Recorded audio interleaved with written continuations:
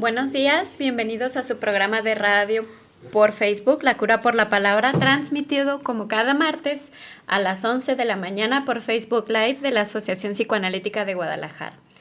El tema del día de hoy es lo ominoso.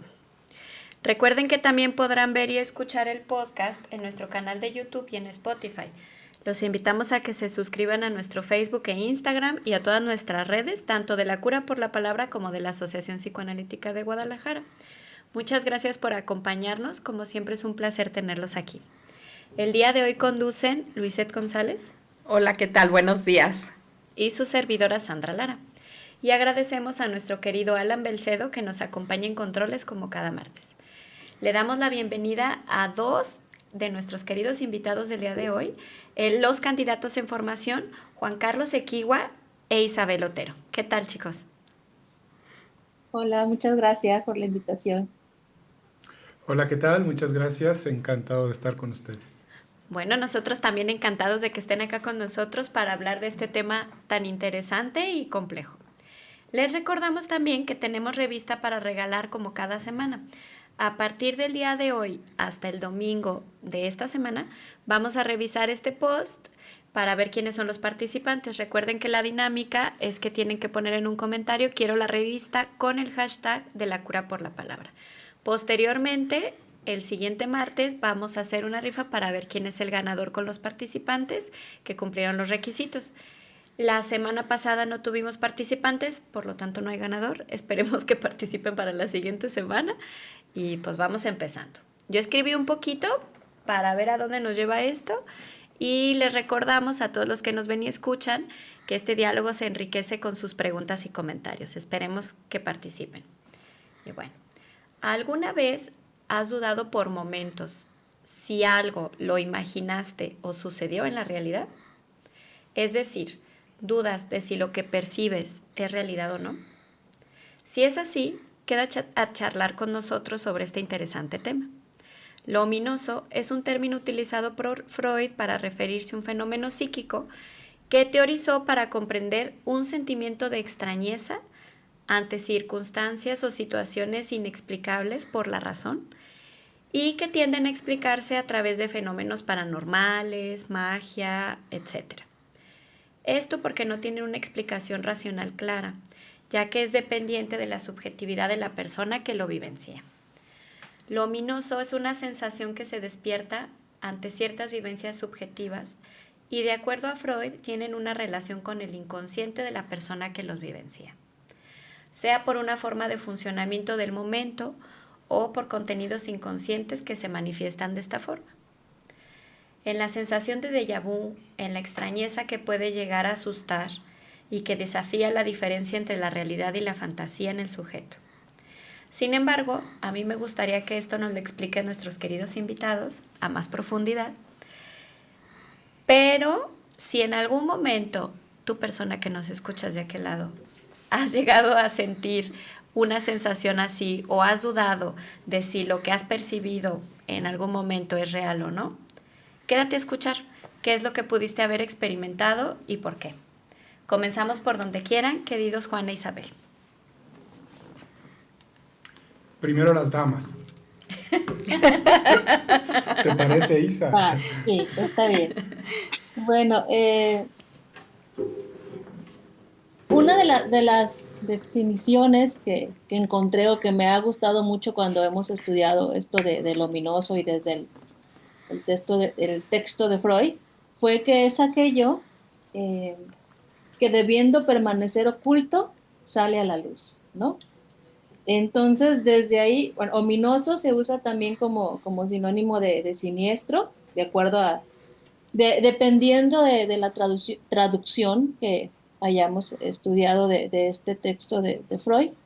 Eh, y entonces eso me llamaba mucho la atención, que tiene que ver con lo oculto, con lo que consciente o inconscientemente se prefiere tener escondido, pero también viene de un término en alemán que no me pidan que se lo diga porque me ha costado mucho trabajo, pero que quiere decir que tiene un significado doble, ¿no? O contradictorio, que quiere decir algo tanto familiar como extraño. Entonces, estas preguntas que hacía Sandra ahorita al inicio, si has tenido estas sensaciones extrañas, generalmente vienen de algo como muy conocido, ¿no? Como esas sensaciones de yo ya estuve aquí, pero no era aquí, pero sí era yo, pero al mismo tiempo no era yo. Como lo confuso pensaba yo que resulta ser que algo tan familiar de repente nos resulte desconocido o viceversa, que algo que según nosotros es muy desconocido, de repente nos caiga un 20 y se nos haga muy familiar, ¿no? En algo que quizá es tan cotidiano y tan normalizado y luego irrumpe, dicen los teóricos, irrumpe lo traumático, ¿no? O sea, algo que para mí venía siendo tan común, eh, se convierte en traumático. Pensaba yo, por ejemplo, en la gente que vive en ámbitos de violencia, bueno, que ahorita en nuestra situación actual todos vivimos en un ámbito de violencia, pero cómo viene siendo tan normalizado esta parte que de repente por la terapia o por alguna situación de la experiencia nos damos cuenta que eso que creíamos normal eh, puede ser muy violento, precisamente, y entonces ahí viene como una herida o como un daño, ¿no? Bueno, yo hasta aquí voy dejando, no sé, Juan, y vamos retomando después. Sí, fíjense que a mí me encanta Freud en este artículo porque hubo un movimiento en la literatura que se llamó el vanguardismo. Y en ese lapso es donde yo ubicaría este texto de lo ominoso. Y el vanguardismo tenía por objetivo criticar lo establecido. Y ahorita que tú decías esto de cuestionarme, esto que estoy viviendo es mío o no es mío, es real o no es real, es imaginario o qué onda. Lo que está haciendo es que Freud es maravilloso porque se está cuestionando a sí mismo sobre lo planteado. El tema de lo ominoso surge justo después de la primera tópica, entre la primera y la segunda tópica.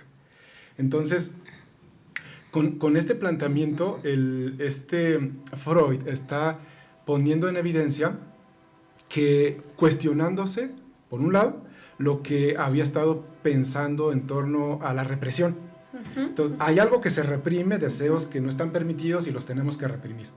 En la teoría de la angustia y en la estructura mental, toda la primera tópica del inconsciente, preconsciente, consciente. Ahí, justo después de esto, él como que ya se está lanzando a la segunda tópica y a la segunda teoría de la angustia. Cuando empieza, lo que está diciendo en lo ominoso nos está apuntando hacia allá. Porque empieza a plantear todos los vasallajes del yo y todo el poder del inconsciente, del ello y del super yo. Pero a mí lo que se me hace magistral es este recurso que toma de la filosofía con Schelling y con la literatura, ¿no? Como con estas novelas. Del hombre de arena. Del hombre de arena y los elixirs del diablo. Entonces ahí esas dos maneras, estos dos textos que recupera son maravillosos porque en el primero, en el hombre de arena, este hombre que le saca los ojos al niño, es todas las angustias de castración. Entonces, hasta ahí está el primer planteamiento y después con los elixirs del diablo, ya es todo el cuerpo, el tema del doble. Entonces, esta doble personalidad o esta sensación de un doble. Y esto es genial porque en el fondo a mí me parece que lo que está tratando también de explicar es cómo en la vida hemos tenido que echar mano de lo que podamos con tal de defendernos. ¿Defendernos de qué? De la angustia de muerte. Defendernos de que me voy a morir o de que está la muerte. Pero también confirmar que aunque me muera, hay algo de mí que no va a morir. El doble, por ejemplo, todo el tema de las religiones, cuando implementan el asunto de la inmortalidad o el tema del alma, todo este asunto de que es el cuerpo el que muere, pero el alma no va a morir. Como ahí hay si una fueran ilusión. dos partes, ¿no? Exactamente.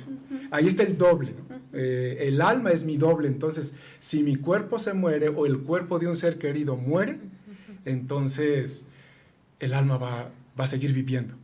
Entonces, esa dificultad para soportar que quién sabe qué va a pasar. La incertidumbre, lo desconocido, lo no representado, ¿no? Muy angustiante. Por ahí estaba pensando. Es que se me hace bien padre esto que retomas, porque yo pensaba en que es muy común que cuando fallece un ser querido se escuche todavía sonidos de esa persona, que se ligan a esa persona.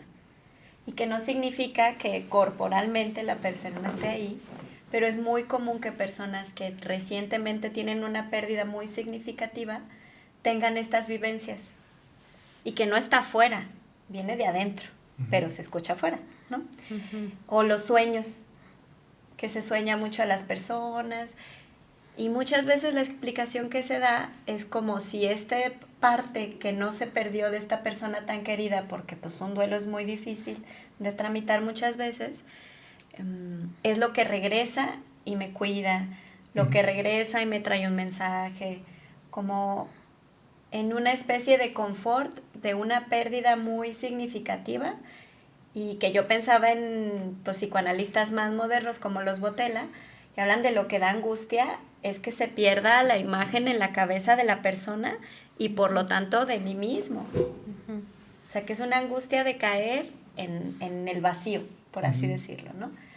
Con esto que vas diciendo me llevó a pensar en estos fenómenos que son muy comunes y que hablan también de una vivencia muy humana, de un dolor muy grande, por ejemplo, ¿no? O de una angustia muy intensa.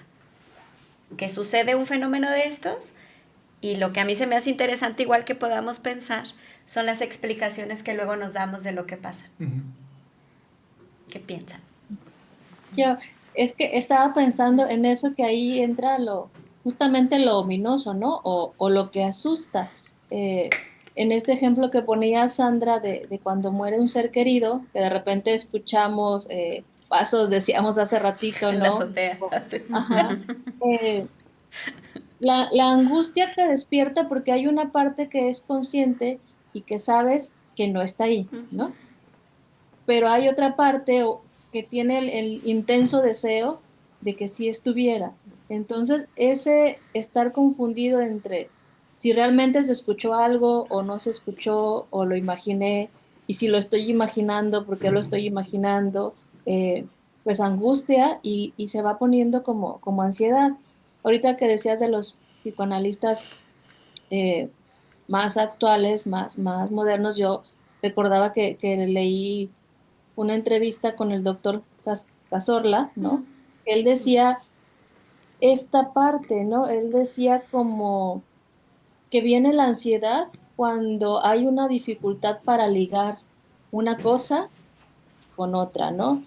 Por ejemplo, tenemos un sueño terrible y despertamos y sabemos que solo fue un sueño, pero sin embargo, de todas maneras, nos asomamos abajo de la cama a ver si no está eso que soñamos, ¿no? O nos asomamos a la ventana a ver qué hay afuera. Entonces, como él explicaba, sobre todo cuando vivimos toda esta parte tan angustiante de la época de COVID, que a veces hay estímulos que nos rebasan, ¿no? Rebasan nuestra capacidad de simbolizar o nuestras herramientas para simbolizar y entonces, no lo dijo así, pero así lo fui entendiendo como que se simboliza poquito o se medio simbolizan las cosas y entonces las explicaciones que surgen son como estas de que si escucho un ruido, quizás es un fantasma o algo sobrenatural, porque es la explicación que en este momento me puedo dar, porque no tengo los recursos para darme otra o porque hasta ahí conozco, ¿no? Pero esas explicaciones también son de un pensamiento omnipotente, es decir, de dar una respuesta y quedarse ahí y se obturan todas las otras posibilidades, aunque esa respuesta que me di sea en sí misma angustiante, ¿no?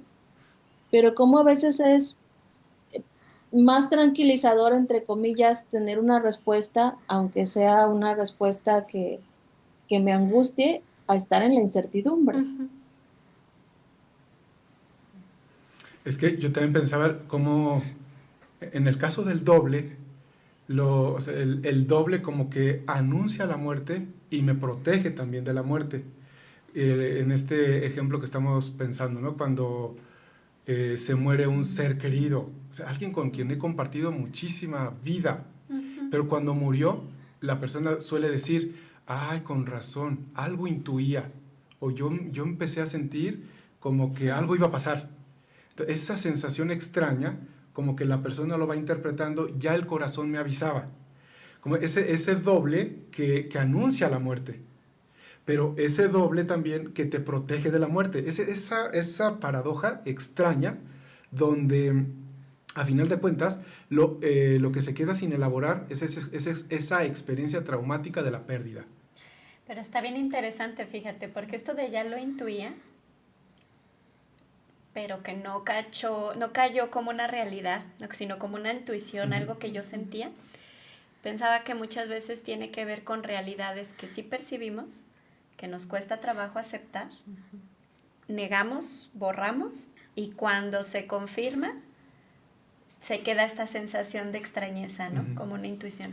Que yo pensaba, si yo estoy viendo a una persona que pasa el tiempo, hay una realidad que pues siempre se nos pone enfrente, que es el paso del tiempo, que es la mortalidad, ¿no? Y que esa mortalidad normalmente está acompañada con ciertos momentos de la vida, si es una persona que ya tenía una enfermedad. O sea, todo eso son realidades que nos van anunciando que puede venir algo, ¿no? Y dependiendo de cómo veamos a esa persona, podemos sentir o darnos cuenta que está más cerca, más lejos. Muchas veces estas personas empiezan a hablar también de su muerte, ¿no? Y a veces a los que nos es difícil aceptar esas realidades, a los demás. Entonces, si yo borré esta realidad que ya se me venía presentando y anunciando en señales, pues objetivas, digámoslo así, pues cuando sí sucede, es como cómo ligar esto que yo borré, esto que yo negué, con una realidad que ya se me apareció, aunque lo quise eliminar todo lo que pude, ¿no? Con esto que dices, algo que me protege de algo que me duele aceptar, pero que cuando sucede, pues tengo que ligar. Y es a lo mejor más sencillo decir, yo ya lo intuía, como si fuera algo mágico, ¿no? Algo que me guarda mi conexión especial con esa persona, a decir, pues es que la verdad ya me había dado cuenta que esto ya venía. Este familiar ya me venía anunciando que ya se venía el momento, ya se estaba despidiendo, pero a mí me dolió tanto que lo negué. Y me fue traumático que la realidad que yo tanto quise no ver, pues se apareció porque la realidad no, pues ahora sí que no obedece a nadie, ¿no? Claro. Me quedé pensando yo en otro tipo de pérdidas también. Pensaba por qué algunos objetos que en una etapa de la vida nos resultan familiares, nos resultan agradables y nos resultan incluso como afectivos y nos dan cierta sensación de contención, como por ejemplo pensaba en los juguetes infantiles. Las muñecas. Sí, como las muñecas, precisamente. Porque después, si en una etapa de la vida, que es la infancia, nos dieron mucha alegría y nos dieron mucha contención y nos acompañaron, ¿por qué después se vuelven en un objeto siniestro, en un objeto ominoso que da miedo y que resultan terroríficos? Y yo pensaba en esto que tú mencionabas, Sandra, hace un momento, de la dificultad para poder tolerar la pérdida de lo que ya se fue, que lo que ya se fue es la infancia. Y pensaba en esto que decías, Juan, de la angustia de muerte, de que muere también una etapa de la vida y la dificultad para poder pasar a la siguiente. Y pensaba también, por ejemplo, cuando alguien se ve al espejo y de pronto se empieza a ver la vejez en el rostro de esa juventud que ya murió, que ya se fue, y la dificultad de verse con este nuevo rostro, con estas arruguitas, y que de pronto resulta a veces para alguien una dificultad por poder aceptar esta nueva etapa de la vida. De decir, ya no soy esa mujer o ese hombre joven, guapo a lo mejor que era antes, o exitoso que era antes, sino que voy en decline. Y que entonces veo todo cómo agarra la locura como una cosa muy, como muy siniestra luego, de querer detener el paso del tiempo. Y ahorita se me vino a la cabeza una película que están anunciando mucho, creo que se llama La Substancia. Ay, sí, no la he visto, pero se ve buenísima. Con esta actriz, Demi Moore, que precisamente como que lo que va cachando que tiene que ver con esto, con cómo ella intenta a toda costa mantenerse joven y de cómo se vuelve una locura interna para ella darse cuenta que no se puede parar esto. Que hasta se desconoce, ¿no? Porque yo no he visto la película, ¿eh? No voy a spoilear nada. No, pero en los cortos a mí me queda la confusión, la duda de si es ella y ya no se reconoce a sí misma después de la sustancia o si la cambiaron. Que es esta pregunta de estoy loco o no estoy loco, ¿no? Claro. Si soy, no soy, me cambiaron, la realidad si es así, no es así. Y que yo pensaba que esto es lo que está muy enlazado en este sentimiento de extrañeza del que vamos hablando. Y yo me acordé de dos cosas. Me acordé del ejemplo que da Freud en este texto, de que va en el tren y de repente ve su reflejo y se desconoce, pensando en esto del paso del tiempo y la vejez, ¿no? Y que ahí le cayó el 20 de una realidad que no es que no haya visto antes, es que ahí como que enlazó, ¿no? Porque uno se ve en el espejo de menos una vez al día, ¿no? En la mañana. Y pues uno se va dando cuenta del paso del tiempo. Sí o sí, uno cambia, ¿no? O sea, las arruguitas no aparecen de una noche para el otro día. Sí. Las canas, etcétera, ¿no? Pero que era algo que había estado dejando de un lado hasta que ya no pudo más y fue en ese momento de ese reflejo cuando se vio, se desconoció y si no mal recuerdo que dice, ¿quién es ese nombre tan viejo, no? Y que de repente dice, ah, caray, soy yo. Soy yo. Oigan, es que es maravilloso. Este comentario que están haciendo, me conecté con varios asuntos. Primero me acordé del Cineforo, ¿no? De la Asociación Psicoanalítica. Ah, ¿verdad? No se lo anuncio, porque igual les íbamos a decir que lo hicieran ustedes, ¿eh? Exacto. Aquí vamos a continuar con este tema de lo ominoso. El sábado 12 de octubre con una película maravillosa que también aborda todo este tema de lo ominoso. Entonces, ya ¿Cuál película? La película se llama Los Otros. Ah. Los Otros. Y seguimos, ¿no? En este tema de lo ominoso. Maravilloso. Pero lo otro que yo pensaba también, en el artículo de lo ominoso, hay un recuerdo, una anécdota que platica Freud, que dice que andaba por un pueblito de Italia, en los callejones de un pueblo de Italia, y de pronto se da cuenta que por las ventanas aparecen unas mujeres como muy pintarrojeadas. Entonces él deduce, son prostitutas. Ajá. Pero es interesante porque dice, sale, se va de esa calle porque no anda buscando el servicio, y de pronto, cuando menos se acuerda, vuelve a estar otra vez en la misma calle.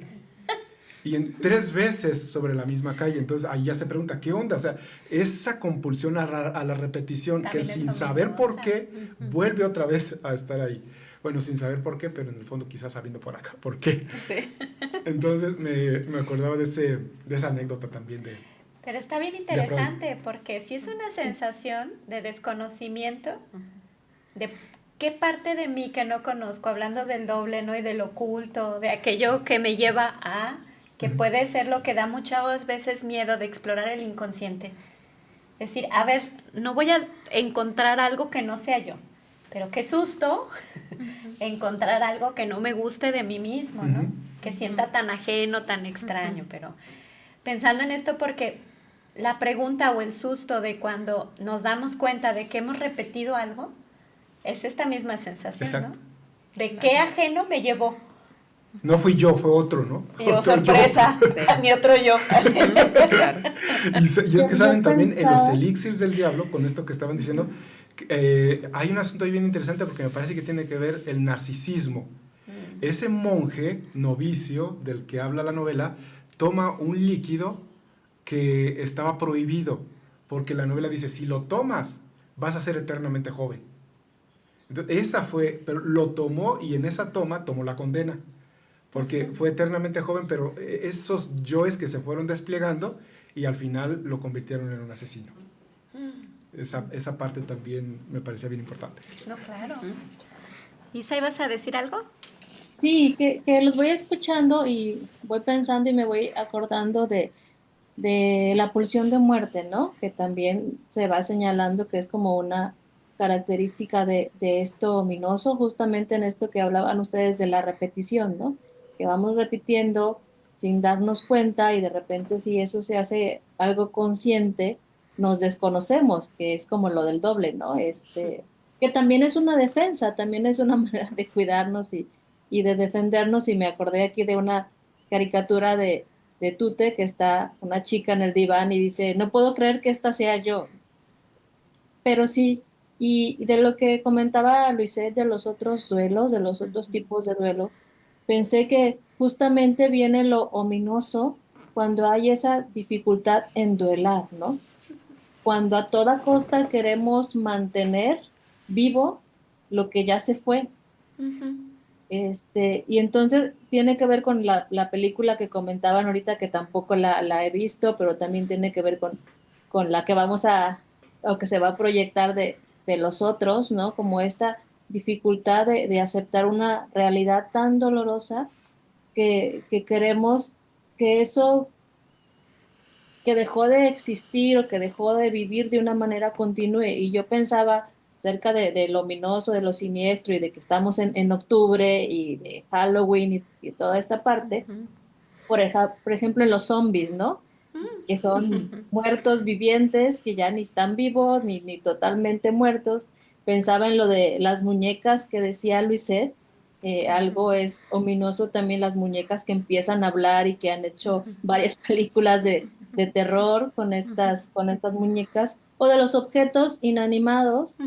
Se supone que no se mueven y de repente en un sueño o en una película de terror, de suspenso, vemos que, o sea, que se mueve el ropero o que algo va pasando. Entonces pensaba en esto, en que cuando tenemos tanta dificultad de duelar y dejar ir lo que ya fue para recibir lo nuevo, eh, se va convirtiendo como en algo terrorífico lo que se queda, ¿no? Pensé en Frankenstein también, en esta novela gótica de dar vida a algo que ya había perdido la vida y que se empieza a convertir en un ser monstruoso. Sí. Oigan, tenemos por acá 2 participaciones. Por acá una de ellas nos dice, yo tuve un algo que hasta hoy lo entiendo. Antes de fallecer un familiar, soñé a mi madre, ya fallecida, y desperté angustiada pensando en mi hermana que sabía que pronto iba a partir. Y otra participación donde nos habla que su esposo murió de manera intempestiva también, y que no quería darse cuenta como de poder aceptar esta muerte, y que cayó en un cuadro por ahí de depresivo y de angustia, y que ahora está ayudándose de un terapeuta para poder superar estos temas. Y dice que este tipo de temas los ayudan mucho como para poder elaborarlo de manera diferente. Claro. Sí, porque son sensaciones bien comunes, ¿no? O sea, de diferentes, yo pensaba tamaños, formatos, etcétera.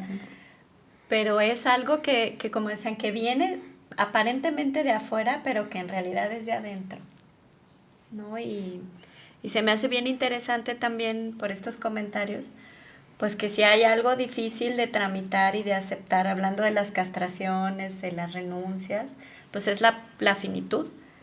Y que la finitud de otras personas, pues necesariamente nos pone en el espejo enfrente de la propia finitud, de la mortalidad y pues también del dolor y la pérdida, ¿no? Y también me quedé pensando, como por otro lado en esto de los zombies, que además los zombies se quedan con solamente la parte animal, no con lo racional. comen carne, son violentos. O sea, pensando en toda la parte pulsional, que también pues es algo humano, ¿no? Y que con lo que todos lidiamos, con nuestra propia violencia, con esta parte impulsiva, pensaba, y que justamente al morir lo humano y quedar solo el cuerpo, queda todo lo pulsional sin ningún límite, ¿no? Pensando en estas películas y en lo autodestructivo, porque al final en todas las películas se destruye la humanidad. Claro, yo creo que cuando se pierde la razón, porque con el tema de la razón, o sea, pensar estos acontecimientos duele. Mucho. O sea, toda esta cuestión de tramitar un duelo, una pérdida, nos desconectamos. Sí. Y ponemos en pausa la razón porque la razón truena. Es ese psiquismo devastado, ¿no? Entonces, hay una parte que a mí me parece normal en estos procesos, ¿no? Es normal que se tengan estas alucinaciones, estos delirios, como el psiquismo actuando. Y después ya la razón regresa y empieza como a hacer una elaboración. Claro. Y fíjense que también yo pensaba que, o sea, por un lado está este asunto de la muerte real de un ser querido, pero luego también pensaba en el tema de la represión. Cuando somos niños reprimimos deseos que se nos han negado, cosas que no están permitidas. Entonces, yo pensaba también, luego en lo que decía ahorita Isa, a veces nos aferramos a que el muerto siga vivo, pero a veces nos aferramos a que lo vivo siga muerto. A ver, ¿cómo? Como todos estos deseos que tuvimos que reprimir, que no están muertos, Claro. siguen vivos. Entonces, cuando la represión se quita un poquito, pues salen los vivos. Eso que pensábamos ya muerto o reprimido. Entonces, fíjense que yo desde ahí también pensaba todo este asunto como de se me subió el muerto. Es toda esa energía que tú sentías de que ya te habías deshecho y esto no es mío, esto ya no lo deseo, esto ya lo dejé y fuchi, pero nada, ahí sigue y sigue bien vivo. Entonces, tenemos que lidiar, ¿no? Con el muerto que quisiéramos que siguiera vivo, pero con el vivo que quisiéramos estuviera muerto, pero sigue vivo. Entonces, es nuestro. Y es nuestro, exactamente. Fíjense que me quedé pensando en un comentario que me hicieron justo esta semana en una clase, porque va una psicóloga invitada a una de mis clases y entonces ella dice que se dedicó a un cierto modelo terapéutico, dice, pero jamás el psicoanálisis. Y entonces alguien le preguntaba, ¿cómo por qué? Y entonces por ahí alguien mencionó, es que esto del inconsciente es cosa del mismísimo demonio.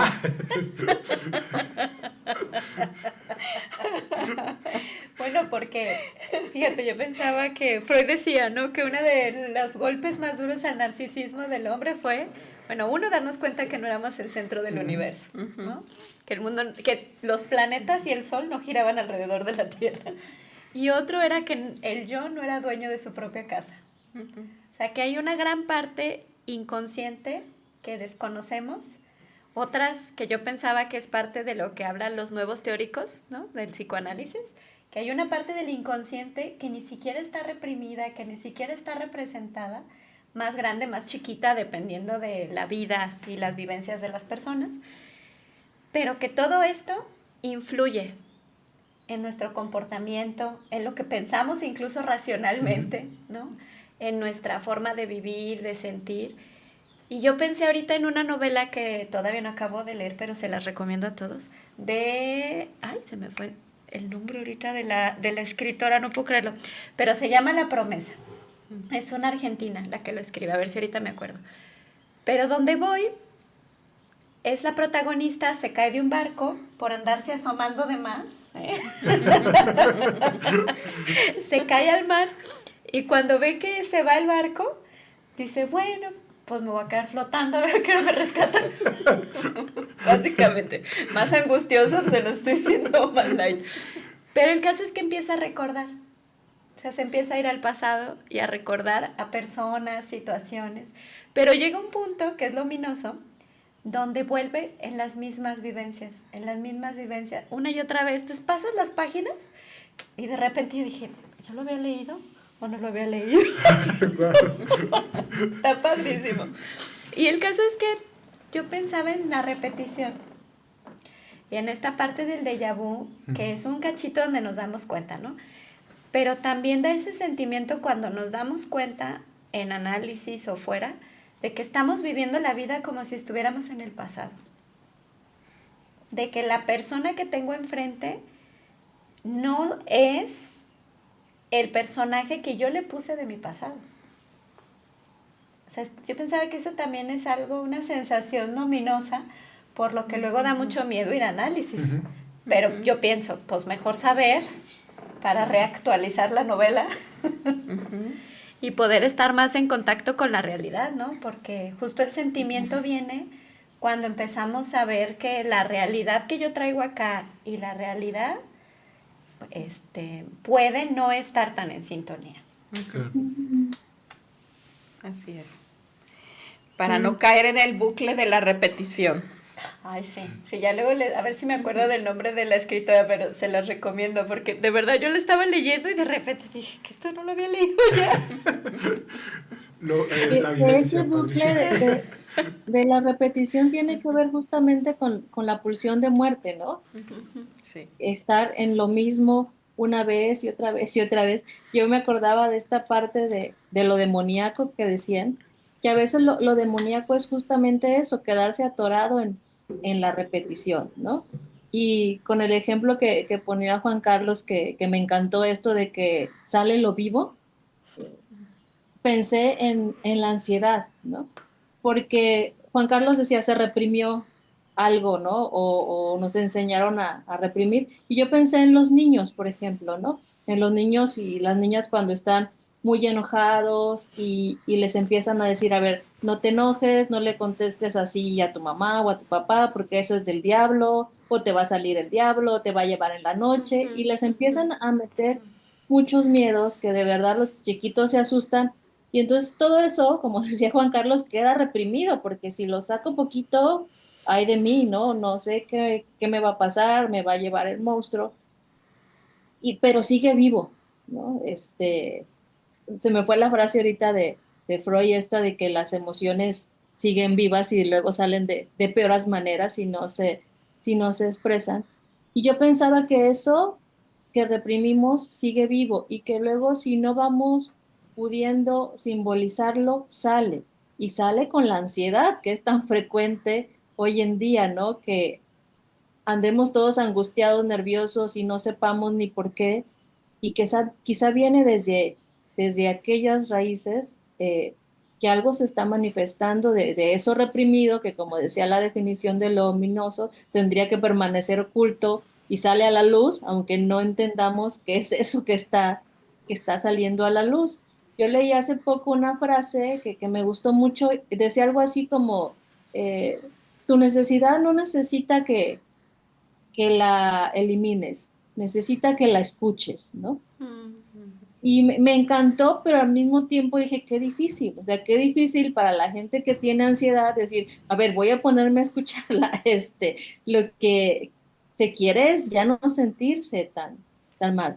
Pero me hizo mucho sentido porque esto de escucharla, pues sucede o puede suceder justamente en el análisis, en la psicoterapia, y es como escucharla y quizás sí aguantar un ratito el malestar para irlo entendiendo y después podernos despedirnos de manera más permanente de él, ¿no? Como de poco a poquito, ¿verdad? Sí, de poco a poquito. Pues tenemos 2 comentarios más. Omar Alvarado dice, valdría la pena pensar en el après-coup cuando dicen que hay una retraumatización por verse y recordarse de una manera distinta a la que fue. Y Víctor Manuel nos dice, saludos. ¿Qué sucede en situaciones de desaparición forzada? El duelo de lo no encontrado. Uy. Ay, pregunta difícil. Vamos a ver qué podemos pensar alrededor sin dar tal vez una respuesta tal cual, ¿no? Por caso también pensaba. Pero en esto de la après-coup yo pensaba que pues justo es algo que irrumpe y puede dar la oportunidad de reorganizar las cosas diferentes, ¿no? Pero pues al final yo pienso cuando se siente que se hace chuza en la cabeza, pues se hace chuza, ¿no? Y angustia.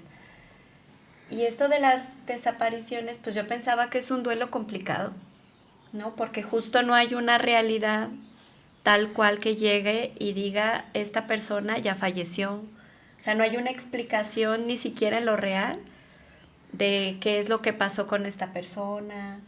Pues no están los ritos que nos ayudan también a tramitar esto poco a poquito, como decía Isabel. Sea como sea la pérdida, sea algo sorpresivo como en el comentario, algo que ya se venía anunciando pero que a lo mejor uno no aceptaba del todo, pues no es lo mismo a una desaparición que es sorpresiva, muy traumática, yo pensaba en ese sentido. También por todo lo que se puede llegar a pensar que puede suceder con la persona a la que queremos y que desapareció y que además no sabemos.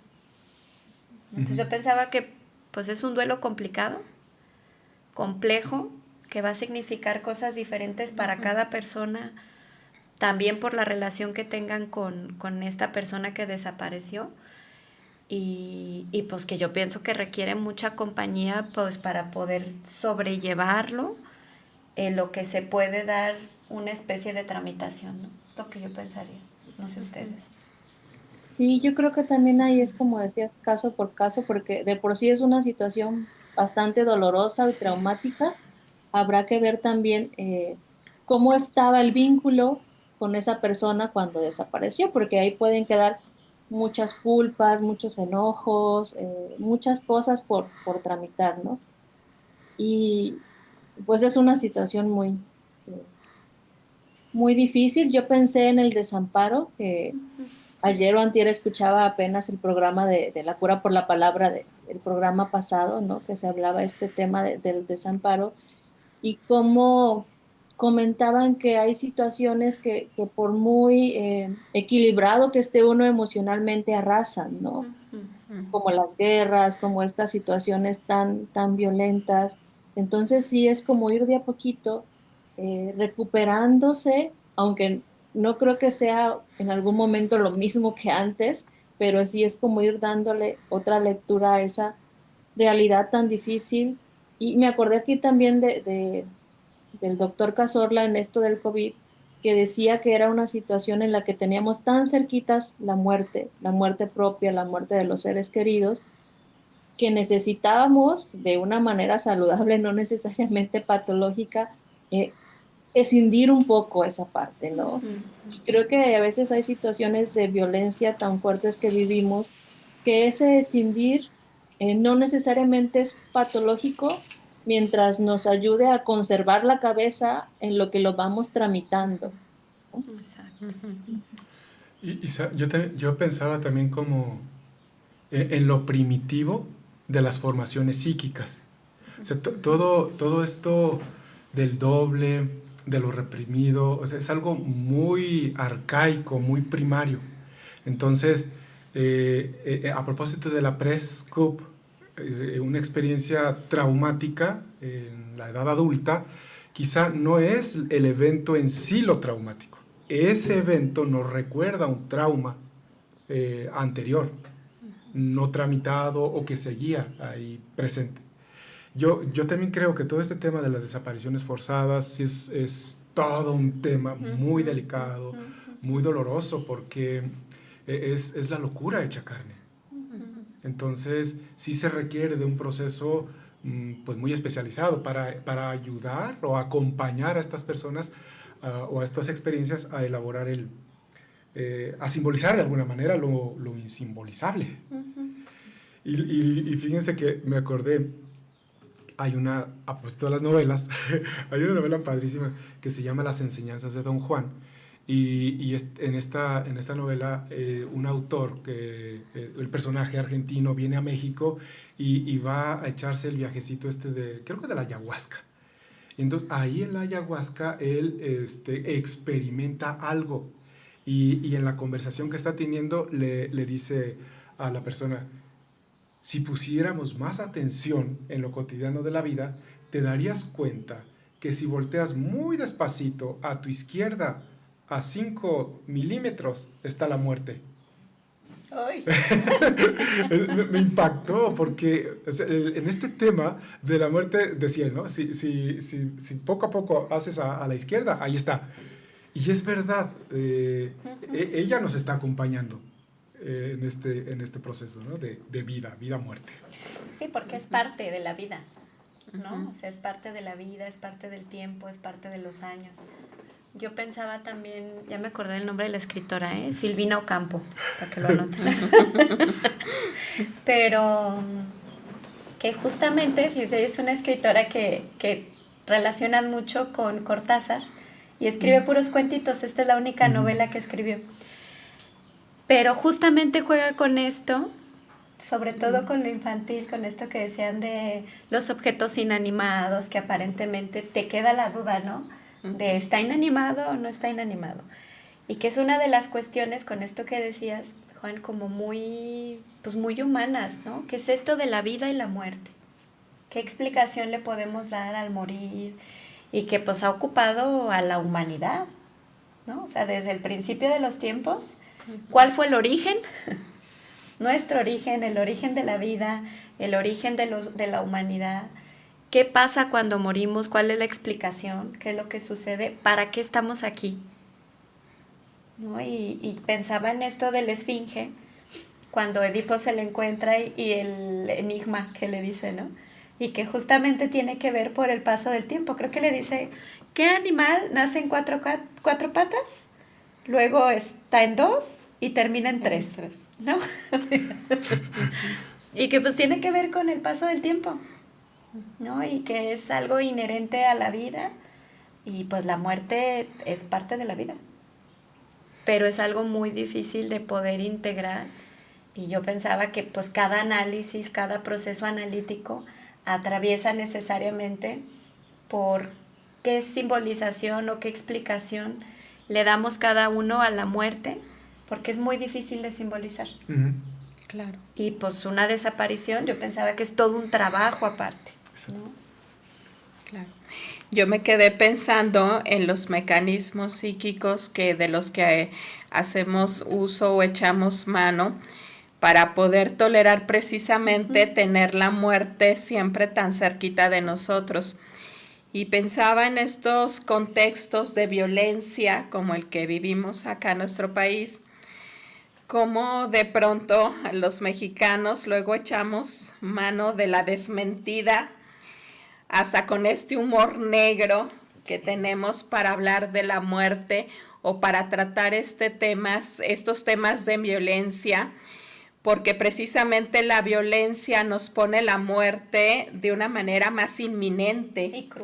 Y cruda, así es, sádica. Entonces, como de pronto pensaba en la música, en el humor negro que se usa en las películas, pensaba en Guillermo del Toro y todas las producciones que él hace, que es una manera de poder tramitar esto que a veces cuesta tanto trabajo porque resulta muy doloroso.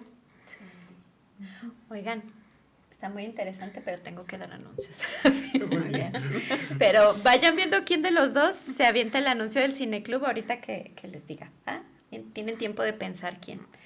Bueno, les informamos que la Asociación Psicoanalítica de Guadalajara contamos con la clínica José Sáyago, que se encuentra ubicada en Paseo de la Arboleda 632, en Jardines del Bosque. Contamos con trabajo en línea y presencial. La clínica ofrece tratamiento de psicoterapia con enfoque psicoanalítico a muy bajo costo. En estos momentos se están dando todavía 4 sesiones gratuitas a todas aquellas personas que necesiten de manera urgente el apoyo. Solo les pedimos que para obtener este beneficio digan que lo escucharon en el podcast de La Cura por la Palabra. Y hay 2 anuncios hablando de situaciones de la realidad difíciles de elaborar, ¿no? Uno es que todavía tenemos el apoyo a los afectados por el huracán Otis. Recuerden que actualmente se están ofreciendo las primeras 8 sesiones gratuitas de un tratamiento de 6 meses. O sea, las primeras 8 son gratuitas para las personas afectadas por el huracán Otis, así como a familiares que aún tienen personas desaparecidas pues, por esta terrible situación. Luego ahorita con esto de las lluvias, me parece que también en Guerrero justo ahorita también está en inundaciones. Y bueno, ahora sí que hay situaciones de la realidad que requieren una compañía extra para poder elaborar y acomodar todo esto, ¿no? Y también, solo que me tengo que ir a un mensajito, decirles que por toda esta situación que está pasando pues actualmente en Culiacán o que ha estado sucediendo, hablando de la violencia, también se tiene un apoyo. Denme un segundo, estoy buscando la imagen. ¿La tiene por ahí? Ha estado rolando por el Facebook de tanto de la asociación como de la cura, también lo reposteamos. Y que justamente tiene que ver con sesiones de apoyo para personas que por la situación que está pasando en Culiacán, si se sienten abrumados, angustiados y que viven en Culiacán por esta incertidumbre, en la Clínica José Sayago se están ofreciendo 4 sesiones de asesoría psicológica gratuita en apoyo a la situación actual. Son personas que vivan en Culiacán, que se sientan abrumados, angustiados por la situación de incertidumbre y de violencia que se ha estado sucediendo en esta ciudad y en el país. Y posteriormente de estas 4 sesiones, si desean continuar con su tratamiento ya en la Clínica José Sayago, pues ya se vería cómo sería la continuación. Pero de apoyo se ofrecen estas 4 asesorías. Les recordamos que pues los teléfonos a los que pueden pedir estos apoyos son los siguientes: 333-121-5391 o mandar un WhatsApp al 331-197-5068 con la secretaria Carmen, o escribir por inbox tanto al Facebook de la asociación como de la Clínica José Sayago. Y bueno, ahora sí, quedando estos anuncios pues de situaciones muy complicadas, vamos a pasar a otro lado de la vida con el anuncio del Cineclub. ¿Ya se decidieron quién lo va a decir? Isa. Ay, creo que... Ahí está, ya regresó Isa. Se congeló un momentito. Ahí está. ¿Cuándo es el Cineclub? El 12, ¿verdad? Sábado 12 de octubre. ¿A qué hora? A las 5 de la tarde. A las 5 de la tarde empieza la función. Ajá. Y los comentarios a las 7. Y esta vez comentan, pues, Juan Carlos Equigua, Isabel Otero, ¿tú coordinas? Yo coordino Ajá. y va a estar Fernando Anguiano. Ok, Fernando Anguiano también comentando. Ajá, también comentar. Bueno, pues como ya escucharon, pues van a seguir con este tema tan interesante, pero ya con una película, en medio ¿cuál va a ser? Los otros. Ah, muy bien. Bueno, pues por donde quieran continuar. Ahorita que Luiseda hablaba de la desmentida, y hace rato que hice yo el comentario de que a veces es necesario. Yo dije decisión, no era decisión, era esto, era desmentida, pero es una desmentida productiva. Es decir, que vamos trabajando en elaborar las cosas o en acomodarlas para luego poder ir tolerando de mejor manera esa realidad tan dolorosa, ¿no? Y que algo importante en este ir elaborando es ir encontrando palabras, porque Juan Carlos decía algo bien importante antes de estar al aire de lo de, ay, se me fue Juan, que cuando uno ya le encuentra significado a algo, cuando ya ligas, entonces ya deja de ser ominoso, ¿no? Porque vas teniendo como un entendimiento, no quiero decir una explicación, porque tener una explicación cerrada deja de ser psicoanálisis porque hay que estarnos cuestionando continuamente, pero vas teniendo un entendimiento de eso que pasa y entonces deja de asustar tanto. Saben que a mí se me vino así de manera a lo mejor muy burda las películas de terror, cuando de pronto hay estas posesiones demoníacas y que una manera de expulsar al demonio es precisamente nombrarlo, y que cuando se nombra entonces logra salir del cuerpo que estuvo poseído, ¿no? Y me quedé pensando en la importancia de la palabra, de poder ir nombrando estos afectos que ahorita decía Juan Carlos, que estaban muy vivos y que siguen vivos en el interior de nosotros, pero que precisamente por el proceso de represión y por las cuestiones culturales o los mandatos familiares han sido sofocados al interior de nosotros, pero que en algún punto tienen que salir precisamente porque son material vivo, y que cuando uno logra tramitarlos, nombrarlos, y que uno puede sentir el afecto, entonces es mucho más fácil que dejen de estar rondándonos como si fueran precisamente demonios que nos perturban la paz. Sí. Fíjese que a mí me ayudó muchísimo cuando pude entender al demonio y que no era como un ente externo que olía a azufre y esas cosas. Fue impresionante porque cuando, nada más, si nos vamos a propósito de cómo Freud empieza a abordar todo este tema de lo ominoso, por un lado se va por toda la cuestión lingüística, es minucioso en los significados y se va a todas las lenguas para ver cómo se entiende lo ominoso. Y cuando yo entendí que diablo era división, entonces, dije, mendigo, no estás afuera, o sea, la división es interna. Exacto. No hay peor demonio que andar por la vida dividido. O sea, qué doloroso, ¿no? Por un lado va la vida y por otro va la muerte. Y aquí pensaba como los tres nutrientes, ¿no? De estas angustias infantiles. La oscuridad, la soledad. El silencio. Sí. Entonces, cuando nosotros no soportamos la distancia, la ausencia, o que me dejen solo, cuando no te soportas ni a ti mismo, entonces no eres tú, es algo ya anterior en las formaciones más arcaicas, donde hubo mucho desamparo. Sí. Entonces, toda esa sensación de oscuridad, de silencio y de abandono, que en el fondo es lo que luego vamos repitiendo por la vida, ¿no? Como queriendo cubrir una necesidad que antes quizá no se cubrió como a ti te hubiera gustado. No, también el desamparo con las propias pulsiones, ¿no? O sea, cuando se siente que el yo no puede, en estos vasallajes que decías, ¿no? Tiene que ver con las propias pulsiones, con lo inconsciente, con la realidad y con el super yo, ¿no? O sea, cuando yo me siento desamparado de mí mismo, de mi aparato psíquico, ante mis propias pulsiones o ante mi propio super yo, mis exigencias, pues también tiene que ver con este terror de estar solo, ¿no? Como ¿y ahora qué hago conmigo? Exactamente. De poder tolerar el hueco y el encuentro precisamente con eso que estaba dividido y el trabajo que se tiene que hacer para poder integrarlo. Integrarlo como parte de ti también. Sí. Fíjense, también me acordé de, creo que es Marcelo que ha dicho en varias ocasiones, creo que también en el programa lo dijo, Marcelo Redonda, de que cada uno tenemos que vernoslo también con nuestra propia maldad. Pensando en esto dividido, ¿no? Lo bueno y lo malo, de no ver lo malo solamente afuera, sino de ver qué de nosotros, humano, tenemos que aceptar, asimilar, integrar y, bueno, vernosla con esa propia parte de nosotros, ¿no? Oigan, pues estamos ya en tiempo.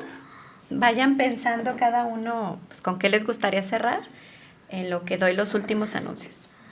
Recuerden que pueden visitar la página de Facebook de la Asociación Psicoanalítica de Guadalajara, en donde se enterarán de los eventos que tenemos día a día.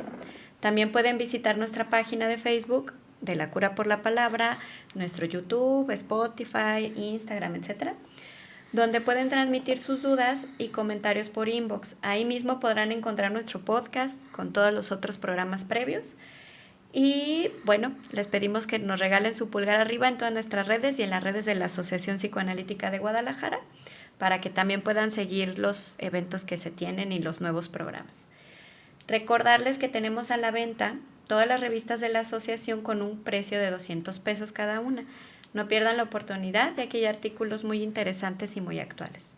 También decirles que tenemos 5 libros a la venta.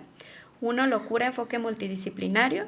2, La mujer desde la antigüedad hasta nuestros días. 3, Nuevos paradigmas de la mujer. 4, Psicoanálisis latinoamericano en tiempos de pandemia.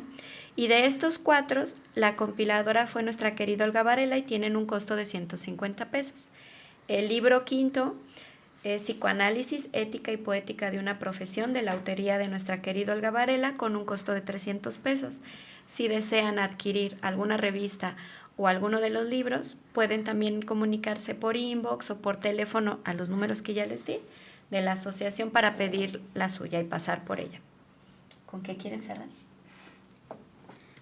Pues a mí me gustaría, como en una especie de síntesis, pensar lo siniestro o lo ominoso como, por un lado, una tendencia a la regresión. Cuando algo nos desborda la mente, no lo podemos tramitar, en automático regresamos a etapas infantiles, donde lo siniestro, lo ominoso está afuera y me va a atacar. Eso por un lado, y por otro, en el asunto de la omnipotencia, la cuestión del narcisismo. Cuando algo se me presenta como complicado, una fuerza surge y me hace sentir que voy a poder. Con todo. Exactamente. Entonces, tan difícil está el toro pinto como el manchado, los retrocesos como los narcisismos. A mí me parece que crecer e ir integrando todos estos movimientos pulsionales, pues el análisis y esta aceptación del principio de realidad. Gracias. ¿Tú, Isa? Sí, yo pensaba en la importancia de escuchar, ¿no? Porque hemos como hablado de lo importante que es la palabra, pero a veces esa palabra tan angustiada no encuentra un continente, ¿no? Entonces pensaba la importancia de como analistas, estar lo suficientemente analizados para recibir como todas esas cosas terribles que de repente suceden o nos toca escuchar.